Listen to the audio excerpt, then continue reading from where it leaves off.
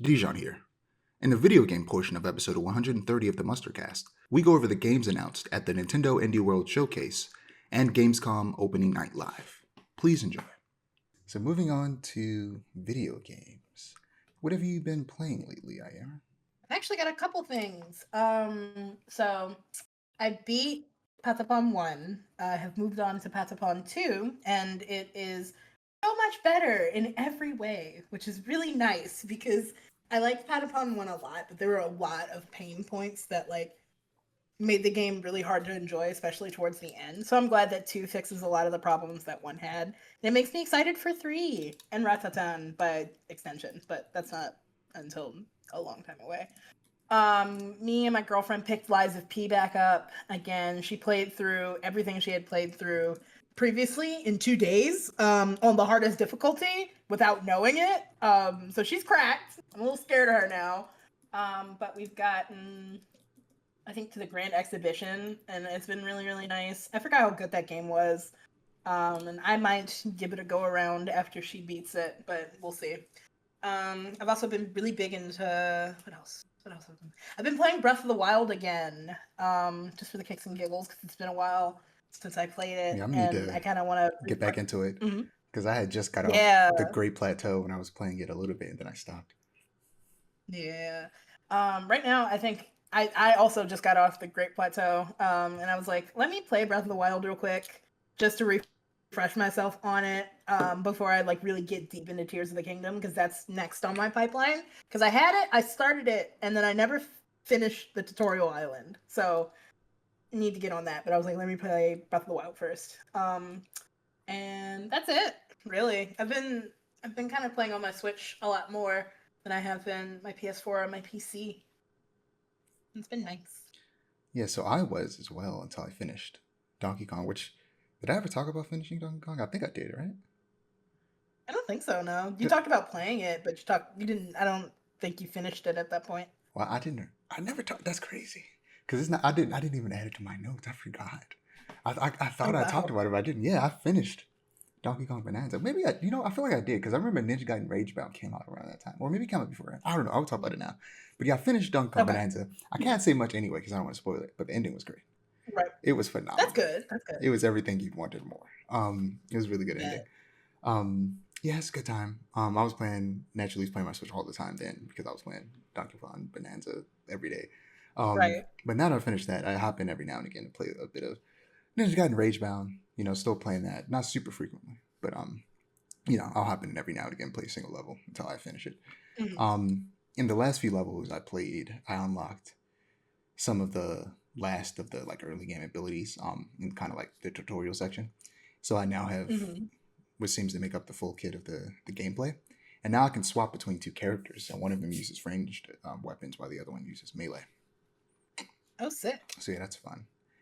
And dang, I'm just remembering that on the 29th, Shinobi comes out. That's crazy. Um, but yeah, of course, always fun Marvel Rivals. Blade came out. Blade's fun. Um, he can be a bit of a tank buster in the right hands since his attacks Ooh. speed up and do more damage the longer he attacks. And he has lifesteal, so he can live for a while building up that speed. But if the tank isn't alone and has somebody to team up on Mm-hmm. you, then you can get killed pretty quickly. I Right. also realized that I wasn't playing on performance mode. So for almost a Oh. year, because the game's almost been out a year at this point, I've been playing this multiplayer shooter at 30 frames per second. And I Oh. never noticed Oh. because we talked about it before. We don't really notice frame rates like that. So I didn't notice. Right. I switched it. It changed my life. I'm saying, is the difference really, really noticeable? When you're playing a game like this, absolutely. Like for Mm. multiplayer shooters like this, absolutely, it was noticeable. As soon as I changed it, I was like, oh my god, everything's different. So I also adjusted some things in the settings for Black Widow, and now she's actually fun to play. I can land shots because Oh, normally sick. she kind of sucks, but I'm committed. I was committed to getting good with her, um, Mm. and now I can actually hit shots with her, and now I'm having a good time, and I'm getting better with her. So that's good. It's just Sick. she still needs a rework because if I have to go into the settings to make her work, then something's wrong. They still Yeah. need to make some adjustments to her, but now she's more fun to play. And as of yesterday of this yesterday as of this recording, a new game mode release called Resource Rumble, and it was really fun. It's essentially like, I guess, like Capture the Flag in Call of Duty, or King of the Hill, I think it's called. Not Capture the Flag, King of the Hill, Mhm. where there are multiple points, and you have to go hold the point for a little bit, and as you're on the point, you get points, and then once you reach a certain maximum, that point's no longer available, and you have to go to the next point. And the two teams fight over the points, and that's the game mode, and it's real fun. That It's a sounds game mode fun. that I feel like is more uh, offense leaning than most game modes in this game. Mhm. But I only played it once yesterday, and I'm gonna play some more later today. It was really fun. And because I'm in a bit of a lull in between games after finishing Bonanza, I Mhm. started playing Persona 5 Royal again. Ooh. And where I left off at the, not the beginning, but in the lead up to getting to Kanashiro's Palace. And now Mhm. I've gone to Kanashiro's Palace that first time. And now I'm in between that. And, when you get to that point in the game, it's a lot of just, you don't get to do anything. The game is just fast tracking you to a certain point before it lets you run free. And I was just waiting because I was Right. like, let me play the game. Right. Let me go do stuff. And I finally got there. I'm waiting to meet the chess girl. She's the love of my life. And Oh, Hifumi? I'm waiting. I haven't gotten there yet, but when I meet her, it's going to be great. Soon. When I played that game, she was the love of my life. I was like, oh my God, I can't believe this. Real, real, real. But yeah, that's what I've been playing. Yeah, in terms of gaming news, there's once again been too many game showcases because it's still summer, and these showcases don't end until Mhm. summer ends. Nintendo had another one for some reason. Jesus Christ. Um, No. the reality is, every single one of these showcases should have all been placed into a single showcase because Yeah. this one was super short. They had an Indie World showcase, and it started off with a trailer for Mina the Hollower. Descend into a frightful world of action adventure, and Mina the Howler, or Hollower. Take control of Mina, a renowned Hollower, hurtled into a desperate mission to rescue a cursed island. Burrow beneath hazards and monsters, whip foes into oblivion, and gear up with an arsenal of sidearms and trinkets. Explore a vast world filled with pixel perfect graphics, matchful gameplay, beastly bosses, and infectious music. Encounter a cast of bizarre characters, search out secrets in an array of exotic locales, and illuminate the omnipresent darkness in Mina the Hollower. A brand new game from the developers who brought you Shovel Knight. And they Mhm. also released a demo, and I played it, and it was really fun.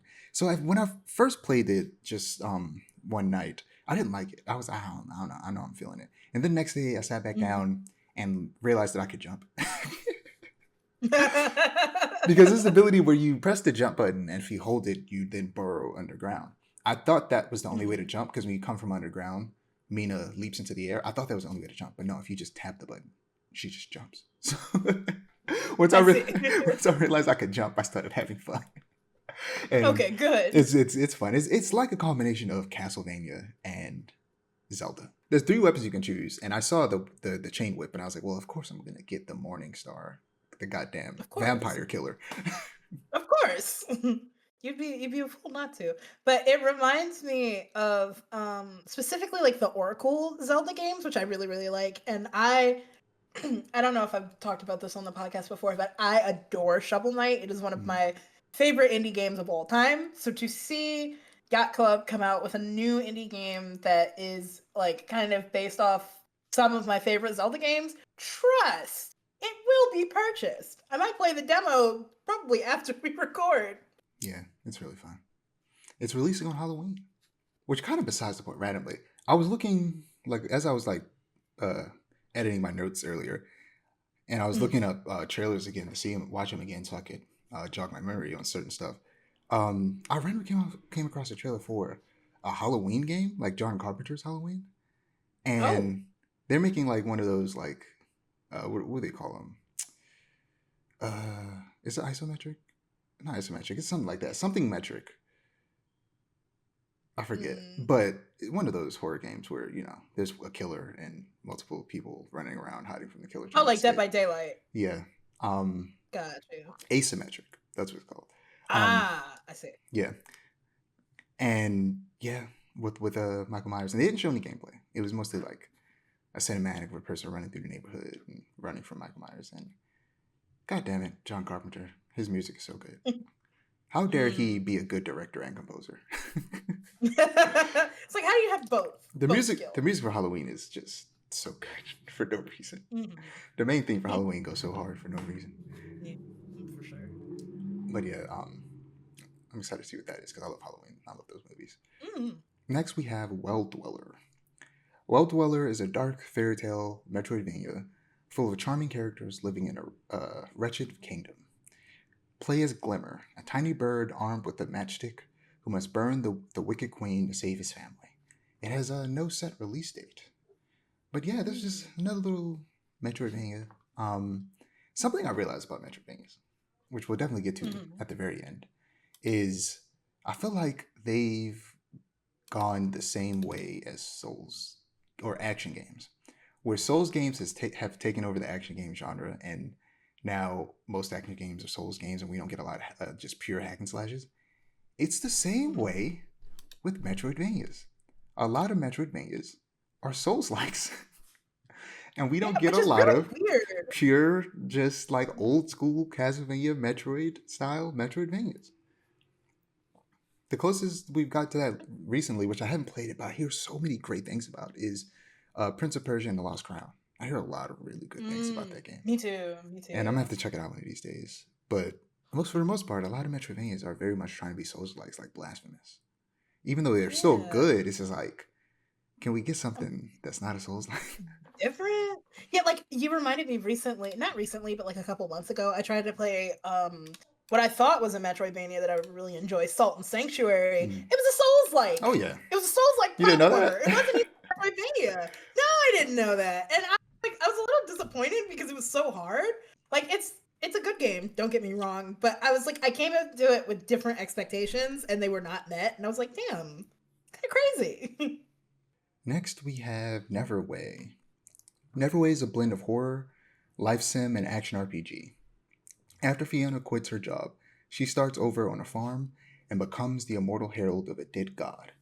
Keep your life from falling apart while searching for Neverway, a nightmare of reality that is slowly leaking into yours. Meet or date 10 plus charming characters with unique routines and storylines.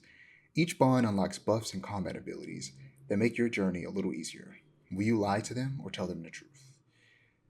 So the pixel artist who worked on this game also worked on Celeste, and the composer worked on Hyperlight Drifter and Fez. I see. So this is a game genetically engineered for me. I see. It looks cool. It has a fun art style with this very cool, like Game Boy, not Advance because Advance had color. Game Boy, like original Game Boy, like green tinted art style. Yeah. And yeah, it looks very fun. It looks really good. Yeah, the combat looks like like Zelda games of that era, mixed with farming sim, which is really cool. Next, we have Herdling. Herdling is a brand new adventure from Okamotive, creators of the atmospheric and acclaimed Far games, and Panic, publishers of Firewatch. Hit out on a grand alpine expedition with a herd of lovable beasts as you ascend a mountain path. Encounter eerie dangers and surprising obstacles, and forge your way to the mystery at the summit. So this doesn't necessarily look like my type of game, but the art style and the vibe is calling to me for some reason. It looks interesting. It's like, I've never seen a game like this before. Like it's very unique. Because it feels a little Journey-esque. Like it's got a little a little bit of Journey's DNA, but it's like it's so much of its own thing that like I'm very intrigued by it. And it feels like almost like what's that game? Not sure to call Colossus, but it was a game made by the same devs with like this giant cat monster. It feels like that mixed with Journey. Is it Eco? Yeah, yeah, Eco. Yeah, it reminds me of that, and I think that's why. For sure. Next we saw Is This Seat Taken? Is This Seat Taken is a logic puzzle game where you play matchmaker for groups of hilariously particular people. Each character has pet peeves that make seating them a delightful challenge. Find the perfect spot for each person to unlock new levels in this cozy, silly, and relatable experience. Yeah, it's just like a fun, silly game, and it's out now. I'm curious if it's on mobile, Yeah, because it looks like it'll be a fun game to play on mobile. for sure. Next, we got a trailer for Ultimate Sheep Raccoon. Ultimate Sheep Raccoon is a bike racing party game where you and your friends build the course together and obstacles and dangerous traps. Take the lead with power ups and race to the finish. It's basically Ultimate Chicken Horse, but racing. I was gonna say, is it by the same devs? Yes, But the same yes, devs. yeah, makes sense. And it's set to release sometime next year. Sick. And Herdling is coming out August 21st, which is, oh, it's out. Oh, it's out. Yeah. Came out yesterday. Um, Next, we have Glaciered. So are the seas at the end of time, 65 million years in the future. The world has frozen over and the oceans have been sealed under a thick layer of ice. Become a tui, a species that evolved from birds, and protect the Everwinter in this futuristic underwater action game. The premise is interesting and the combat looks kind of cool and caught my attention. It's kind of Mm. almost like a on-rail shooter without the rails. Um, like that's just what the gameplay looks like, where you're an animal instead of like a jet, and Right. Which you're I think like is really neat. yeah, you're fighting other animals underwater, which is really cool. It looks fun. Hmm. And it's releasing as a Time Switch exclusive sometime next year. Oh, sick. And last but certainly not least from the indie showcase, we have Demon School. Demon School is a new style tactics RPG where motion equals action. Defeat big weirdos in between the human and demon worlds as Faye and her misfit companions while navigating university life on a mysterious island. So the key gameplay features for this are tactics, rewind any action during the planning phase, and create combos to dispatch your foes. Story, a light horror narrative told through huge avatars with side quests aplenty. Hmm. Schedule, plan your school schedule to lever your characters and build their skills. And friendship, 15 characters with whom to build relationships. I think that's just the end of that sentence. Yeah, friendship, 15 characters with whom to build relationships. This could do for grid-based, turn-based tactics games what Persona did for JRPGs for me. It looks cool. Mm. And It releases does look very cool. in a couple weeks on September 3rd. Yeah. Yeah, and it has a really fun art style. Art styles will always catch me. I'm like, Mhm. God, if it looks cool, Same. you got my I'll attention. play it. It reminds me of The World Ends With You a little bit, which I think, like art style wise, which I think is really cool. Next, we got a Kirby Air Riders Direct very randomly. Again, Nintendo, what's happening? Why don't you just put all these things into one Direct? Why are these things being spread across like this? When is Metroid Prime 4 coming out? All these directs, and you're not telling us when Metroid Prime 4 is coming out. It's weird. Um, but yeah, we got a direct, and I'm just gonna read from this blurb from Michael Werter over at Polygon from his article titled "Kirby Air Riders comes to Switch 2 in November, brings back City Trial." Kirby Air Riders, the sequel to the Nintendo GameCube game Kirby Air Ride, is coming to Switch 2 on November 20th.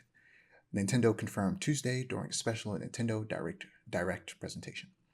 In the Kirby Air Riders Nintendo Direct, game director Masahiro Sakurai did a deep dive into the features and mechanics for the sequel, changes that have warranted adding a second button to the experience. We've added a second button, Sakurai said during the Nintendo Direct. Unfortunately, this is to expand the game's depth. The original Kirby Air Ride required only one button, but the sequel will have additional mechanics with the addition of character-specific special moves. Kirby's is a frantic sword slash. So you don't have to press forward or hold a button to move forward. Basically, auto drive is always on in this game, and you only have to move left or Mhm. right. And when you're in the air, you only have to move up and down to fly up and down. The only time you need to press, I think it's B, is the right button. Um, Mhm. yeah, I'm always getting confused. I almost pressed no, it's A. It is A because it's B on the Xbox controller. And every time I Right. pick up, sometimes when I'm playing controllers that have buttons that make sense, I almost press either circle or B Mhm. to confirm, which is the opposite everywhere else. Yeah. And it annoys me to no end. Goddamn Same. Nintendo. I don't care if you were here first. Stop it. Uh, I might flip it because I did flip it once and I was like, no, I should get used to it. And I'm like, should I? Should I really? No, I'd flip it. I'd flip it. I've been playing Nintendo games since I was a wee lad, and I'd still flip it. Because, like you said, everywhere else it makes sense.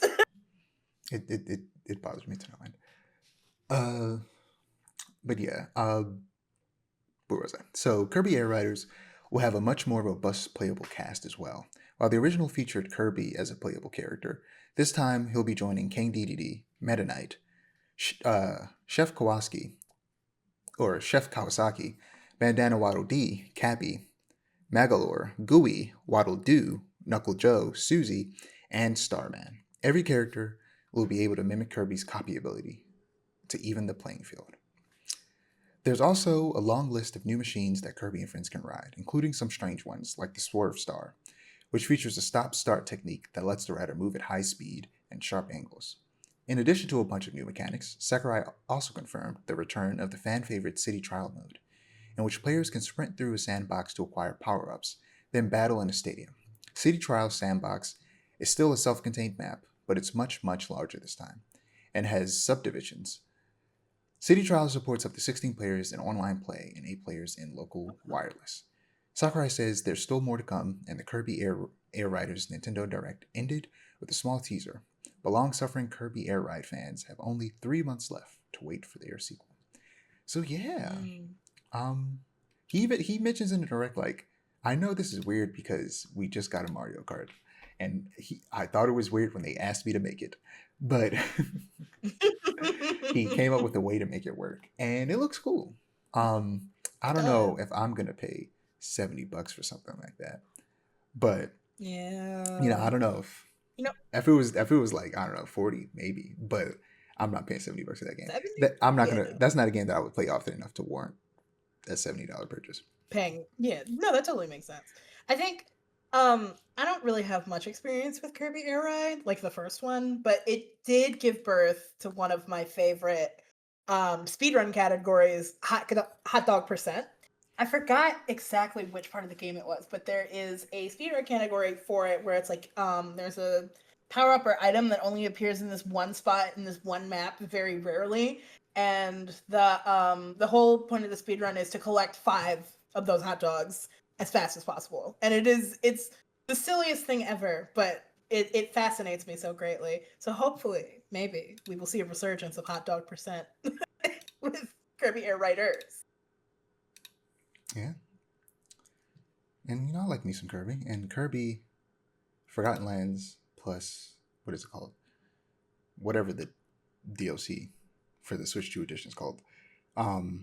Star something. Comes out next week. I think it comes out the same day as Metal Gear. So sick. I'll be playing that next week. And, in time to talk about it on the podcast when we record that Sunday. So that'll be cool. So moving on to Gamescom opening night live. The reason we delayed recording this section, but also convenient because then that Kirby thing happened a couple days ago. So it started with Bubsy 4D. The infamous wisecracking Bobcat has returned to 3D in a new platforming adventure. Bubsy is back with new challenges, new moves, and even more personality. They spelled that P-U-R-R. Run, jump, glide, and roll across alien planets. Battle robotics sheep and collect tons and tons of yarn. What could possibly go wrong? So have you heard of or played a Bubsy game? Yes, I have, unfortunately.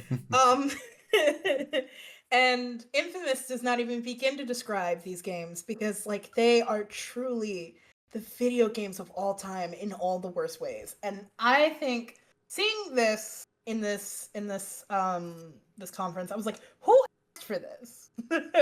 Who the Bubsy game we got before this, Bubsy 3D, was already terrible. Then they re-released it on Steam in its pristine form. They did not change anything.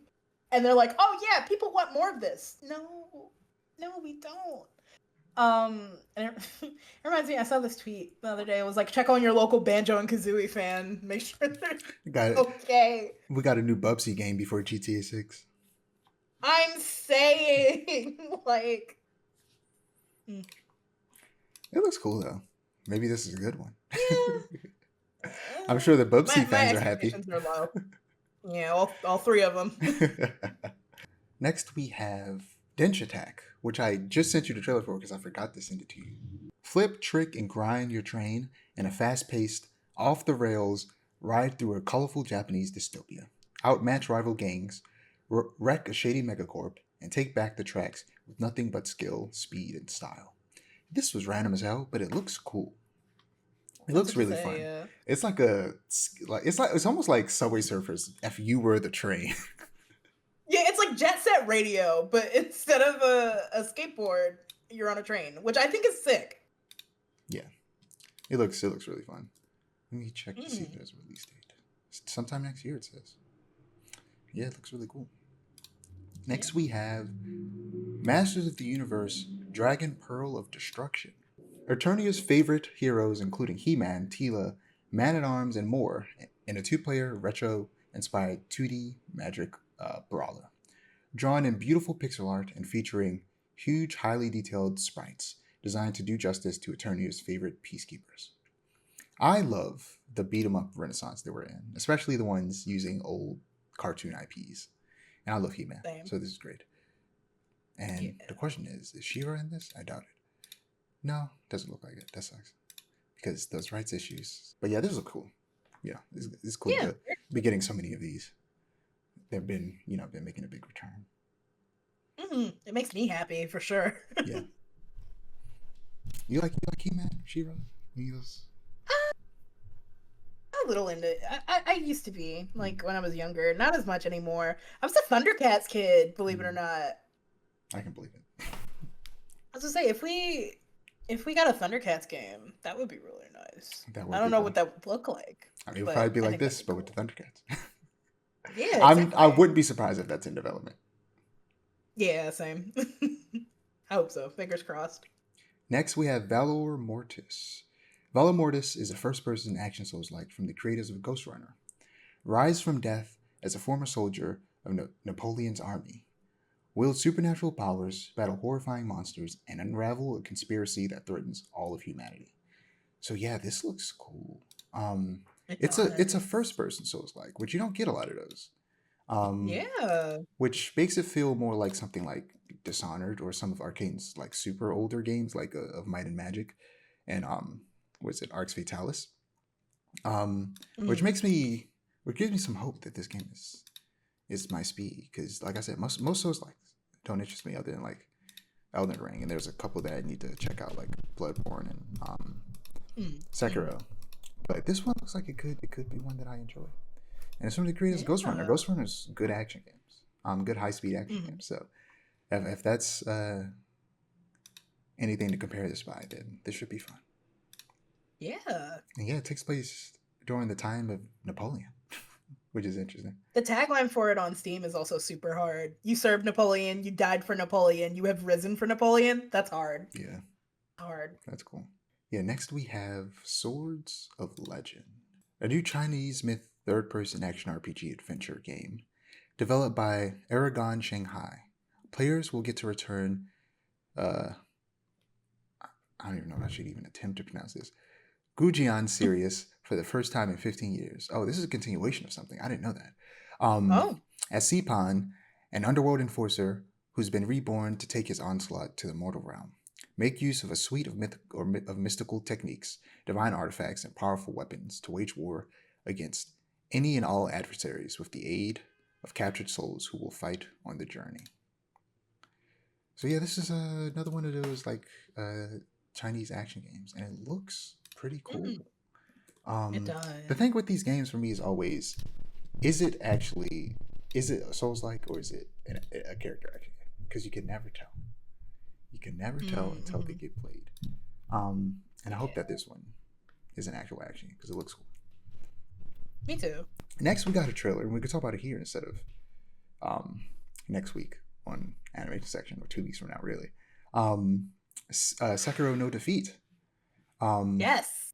An animated adaptation of Sekiro, and it seems like it'll be a faithful one, not taking too many liberties. Animated by Qzilla. But something about the animation looks off to me. Some people thought that it was AI, but the studio came out and claimed otherwise. But that was never it to me. To me, it just looks kind of cheap. No offense to the animators who put hard work into it, but it just doesn't look up to the quality I feel like FromSoft game adaptation should have. Yeah. They're also making a live action Elden Ring adaptation. I forget who's directing it. Let me look that up. But there is a famous director directing it. If it was up to me, it would be the person who directed The Green Knight. I feel like when I watched that movie, but from what I've heard about it, I hear it's confusing. I was like, good, because so is a lot of soul stories, and that's the type of director we need. The type of fantasy director. Alex Garland, it says. Alex Garland. What has he directed? Because I know he directed something very specific. Oh, it was Ex Machina. That's what it was. And Annihilation. And the most recent. Well, not just the most recent, but both 28 Days Later and 28 Years Later. Oh, wow. And he directed that weird A24 movie that was about the war on terror. Oh. That I kept seeing trailers for that had a bunch of like really famous actors in it. And then I was just like, what is this movie? What came of that movie? I was going to say. Because it feels like it got like it has a 93 on Rotten Tomatoes and a 7.2 IMDb, 3.6 Letterboxd. So it seems like it did all right, but fascinating. It was just like, so I random. saw all the advertisement for it and then just never saw anything about it after it came out. Yeah. Like nobody was talking about it or anything. Yeah, very random. But yeah, this is an interesting person to direct that movie, if I'm being honest. Because it seems like he's worked mostly on like sci-fi stuff, so to give him a fantasy story is interesting. But yeah, next we have Lego Batman: Legacy of the Dark Knight. Rise as the Dark Knight and experience the essential Batman story in a bold, action-packed adventure with hard-hitting combat in open-world Gotham City and the signature Lego charm that fans know and love. This is the Batman Arkham game we deserve. It's not for me, but I know a lot of people are going to have fun with this. It looks cool. But whenever I see it, I'm like, but what if this was an Arkham game? What if it wasn't Legos? Because it just feels like an Arkham game. And I'm like, just have this team make a Batman Arkham game. Right. Because clearly they know what they're doing. We just need a smaller Batman game. We don't need every Batman game to be Arkham games. Right. But also, this game has civilians outside. Every Batman Arkham games, no civilians. They come up with some excuse for why there's no civilians. It's stupid. Okay, Spider-Man games can have civilians while Spider-Man's going out saving people. So can Batman. But next we have Warhammer Dawn of War. Return to the RTS series roots with deeply satisfying strategy gameplay. Take command of 4 unique Warhammer 40,000 factions, including the Adeptus Mechanicus in their series debut. Fight through 70+ epic campaign missions, as well as the replayable Last Stand, Skirmish, and multiplayer modes. Every day, I edge closer to getting into RTS games. It just takes the right game. I need something like what Persona did for turn-based RPGs for me to do that. It could have been Midnight Suns, but for some reason they decided to make that game look ugly. Midnight Suns is a Marvel RTS game, and it just looks generic. And I was like, why did they do this? Whenever I would see an ad for it, I was like, why does it look like this? There was no reason they needed to try and even come close to looking realistic. Because one, they very clearly didn't have a big enough budget to make it look pretty enough.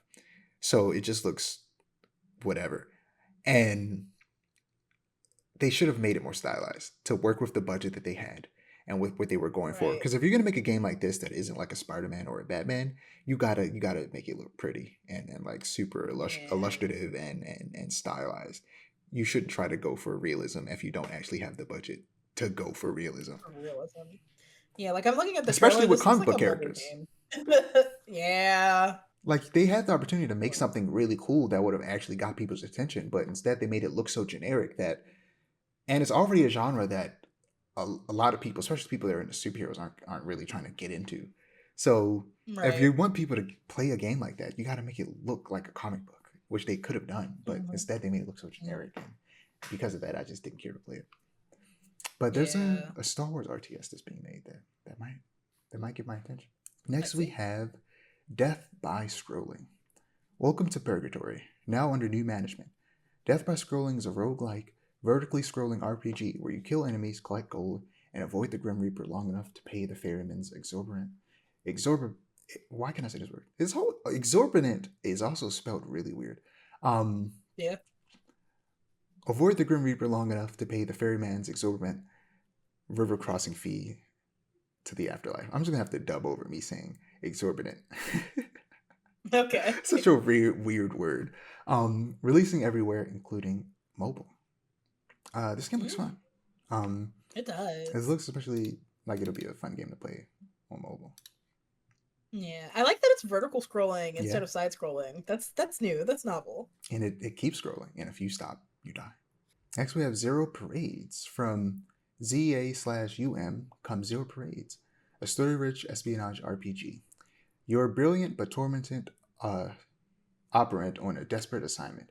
Pick up the pieces of your broken network, untangle a bloody web of intrigue at the end of history, and prove yourself on the big stage or blow it all up again. So this is from the devs of... Why am I forgetting the name of that game? Disco Elysium? Disco Elysium, yes.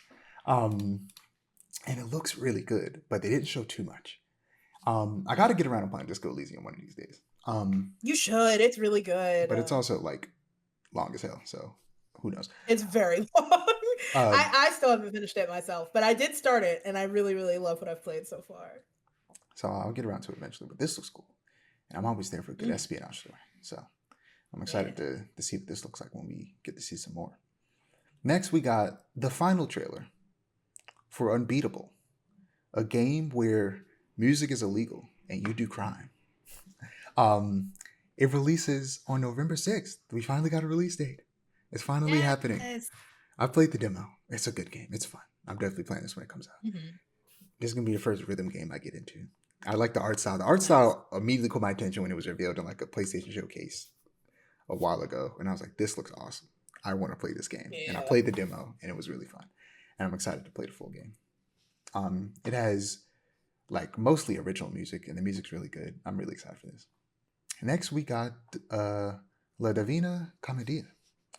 La Divina Commedia is a dark fantasy ARPG inspired by the famous masterpiece opera of Dante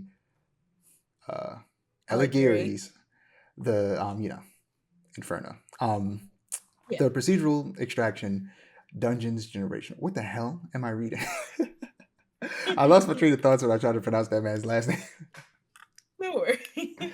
The procedural extraction dungeons generation system ensures a unique and never repetitive experience. Abandon all hope, ye who enter here. The journey to hell begins. I didn't realize this was an extraction dungeon game. That's weird. I thought it was just going to be like a Souls-like. Because they showed a cinematic trailer. And I hope that the actual game is as cool as it looks. But it's like, it seems like it's like an action, or excuse me, extraction shooter, or extraction not shooter, but extraction Souls-like, which is interesting. I need to see more. Fascinating. That is interesting. Yeah. When I first saw it, I was like, is this Dante's Inferno? And and then I saw the name. I was like, it's called the Divine Comedy, but no, it's just a game inspired by the Divine Comedy. But yeah, I need to see more. If I had a nickel for every Divine Comedy inspired game, I'd have two, which is not a lot, but strange that it happened twice. Dante's Inferno or Devil May Cry. That game. Right. Or actually, no, it'd be more than two. Now that I think about it, because Devil May Cry, Dante's Inferno, this, Limbus Company by the same people that made Lobotomy Corp is also Dante's Inferno inspired. Like, never mind. There's a lot more of those games than I had realized. Yeah. Next, we have Moonlighter 2, which Nintendo has been trying to get me to buy Moonlighter 1 because they keep advertising it to me. Maybe it's because the second one's coming out soon. But dive deep into an action RPG with roguelike elements and a tale about new beginnings. With no coin to your name, you and the other townsfolk find yourselves stranded in the distant village of Tresna. Now it's up to you to get back on your feet and turn your humble shop into the beating heart of the village's wealth. Explore dangerous dungeons, gather relics, sell them, and reinvest in your friends' establishments. Unlock new weapons, armor, shop decorations, and more. And more importantly, restore hope that things can one day turn around. So yeah, it's a isometric like shop manager and action RPG. And the original, Fascinating. the first game was pixel art. This one's 3D. Mhm. Um, and it looks cool, you know? Yeah, so they went the same route as Hyperlight Drifter and Yeah. what is it? Hyperlight Breaker. Drifter, and then the second one is Hyperlight Breaker, which I wasn't feeling at first, but then I like kind of got my hands on Hyperlight Breaker, and you know what? It's a good direction to move. I get why they did it. Next, we have Vampire the Masquerade Bloodlines 2. That's a mouthful. Yes. You are the Nomad, an elder vampire awakening from a century long slumber, new to the modern nights. Trapped in your blood is a stranger's voice. This entity, a vampire detective known as Fabian, will be your guide to the 21st century Seattle. You will explore the city through his eyes as well as those of the Nomad, as you revisit a cold case from 100 years ago that is threatening undead and mortal society alike. Hunt your way through a modern night Seattle on the brink of an open supernatural war in Vampire the Masquerade Bloodlines 2, where visceral vampire action meets a neo noir murder mystery. So it looks cool. Yeah. And when did the first one come out? 2007. So this is a long time coming. This game. Um, Mm. and I remember seeing people play the original. And this game looks cool, and I hope it's good because I've been wanting a good vampire game. There's not a lot of good vampire Yeah. games out there, and it also looks like it might be an immersive sim, and that's cool. So I want this game to be good. I really do. I hope it's good. It comes out October 21st. Next, we got another trailer for Ghost of Yotei, which I don't even remember if I sent this to you. And it's just another trailer showing a little bit of gameplay, a little bit of story. Nothing Yeah. much new, but it ended with a surprise, which was the reveal that the Legends multiplayer mode is returning and it will release sometime next year, which the game itself comes out in October. I forget which day. So Legends was a 4-player co-op mode added to the first game for free if you already owned the base game, where you fought mythological creatures. And this one I assume is going to be the same, and it is also free if you buy the base game of Ghost of Yotei. So that's Nice. exciting. Next we got another kind of trailer for Resident Evil Requiem. It was like a extended cinematic with a little bit of gameplay. And it seems like it was like a flashback of the main character with her mom in a hotel, because in the first trailer it says that her mother died, and her mother is a character from a previous Resident Evil game, one of the like side games, Revelations. I think it was maybe it was one of those games, but one of those side games that not a lot of people played. So I don't know much about this character. But yeah, you're playing as daughter as a character from one of the Resident Evil side games, and she's dead, and the story is following that. Is her kind of like investigating what happened to her mother, as she's following a case that's related to it.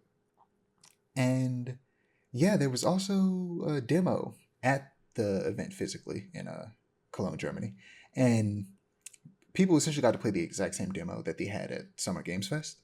But this time, there's video of it. I don't know if you've seen it yet.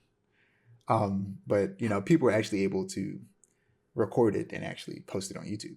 So you can actually see it now, and you can play in first and third person, seamlessly, and they both work great. And it looks good. I'm so excited for this. I'm excited to see more because I bet Leon's in this game. Something I hope that they do eventually is bring back the like, I forget what they called them, but like where you can play as two characters and you can play through the game twice. And when you play as the other character, you're essentially going through the same story, but from the perspective of the other character. I need to bring that back because that was cool. Resident Evil 1 and 2 did that. 3 didn't do it because it was just Joe, and then 4 it was gone completely. So it's like, bring that back. That was cool. And I'm hoping that you play as another character. The assumption is you'll probably play as Leon at some point in this game, but hopefully not like the way you play as Chris in 7 and 8, where Chris is DLC in 7 and you play as him at the very end of 8. I want Leon to be an actual part of the story in this game, which Requiem comes out in February. At the very end, yeah, relatively. I imagine they're gonna release a demo probably sometime in like October or something. Um, Mm. Next we got at the very end of the Gamescom a sequel to Black Myth Wukong, Black Myth Zhong Kui, Mm. another Black Myth game following um, like a Chinese mythological character. And I hope this one's better because the first one I've heard mixed things about. So I didn't end up playing it. But and it upsets me because I'm like playing with like the different abilities that the staff has is cool, but it seems like it was like just a boss rush damn near. We're just fighting a bunch of bosses, and the Oh, like level design wasn't great, and I was like, oh, that sucks. I wanted that game to be good. Hopefully, they learn a lot of lessons from that one and bring that into this one. right. But to wrap things up, the day after opening night live, Team Cherry revealed the release date for Hollow Knight Silksong, and it is releasing September 4th, which is 2 weeks from now. I This is know. so insane of them. The build up to this I game is ridiculous. I think my favorite part of like that whole thing is that it did not go through a troubled development No, cycle. it did It not. did not. It's not in development hell or Nope. nothing. They were just like, we didn't have anything to share, and it's like, what do you mean you didn't have anything to share? So, Jason, And Jason oh Schreier god, over at Bloomberg wrote an article interviewing Team Cherry about why it took them 7 years to make this game, and the simple answer for them was that they were having too much fun. Uh, oh that's good. Silksong, of course, started as DLC for the first Hollow Knight, but ballooned into a full fledged game. And along the way, they just kept coming up with new and fun ideas and didn't want to rush the process. So they just took their time. And 7 years later, it's the most like anticipated indie game of all time at this point.